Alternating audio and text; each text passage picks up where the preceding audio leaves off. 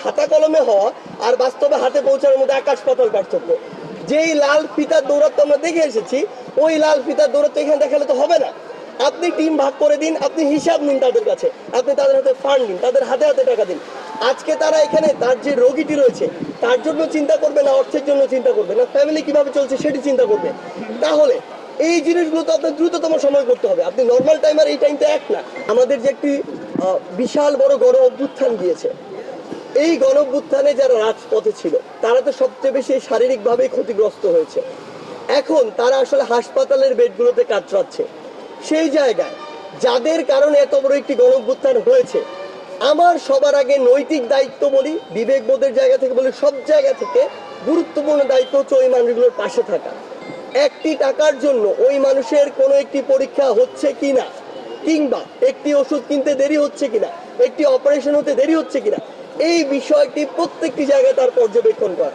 আমি আমার জায়গা থেকে বিশ্বাস করি এবং আমরা দেখেছি এই মুহূর্তে ঢাকা শহরের যদি কথা বলি, 6 থেকে 7টি হসপিটালে এই আহত আমাদের ভাই বোনেরা রয়েছেন। প্রাইভেট হসপিটালগুলোতে নেই বললেই চলে, আমরা শুধু পপুলারে দেখেছি কয়েকজন, বাকিগুলোতে 1-2 জন করেছে, নেই বললেই চলে।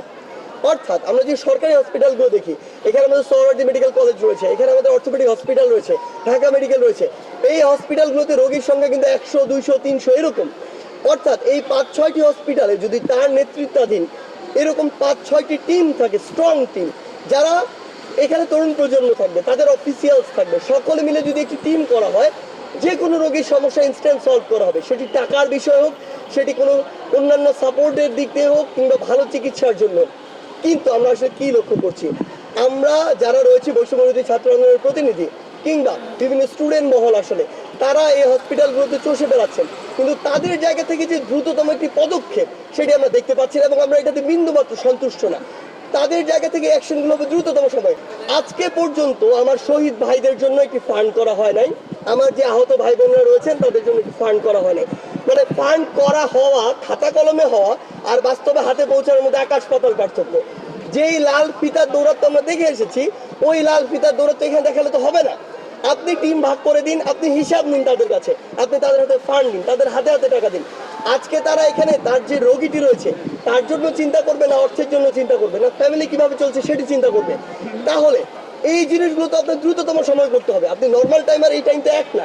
আপনার যদি মনে হয় যে এই সময়টি আপনার সাথে আসলে আপনার জন্য টাফ হয়ে যাচ্ছে, তাহলে আপনার অবশ্যই যার জন্য সহজ হবে এরকম একজন খুঁজে নিতে হবে।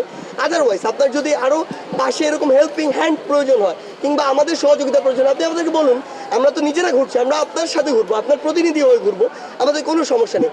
কিন্তু আমরা আসলে এই জিনিসটি আমি আমার জায়গা থেকে এই জন্যই লিখেছি, কারণ তাকে আমরা যেভাবে এই মুহূর্তে প্রত্যাশা করি সেইভাবে আমরা পাচ্ছি না। আমরা বিশ্বাস করি যে তাকে, তিনি যদি মনে করেন যে তিনি ওই পথটির জন্য এখন তার জন্য টাফ হয়ে যাচ্ছে, তাহলে তার অবশ্যই অন্য একটি চিন্তা করা উচিত। কিন্তু এই দায়িত্বের জায়গাটি অবহেলা করার বিন্দুমাত্র কোনো সুযোগ নেই এই মুহূর্তে।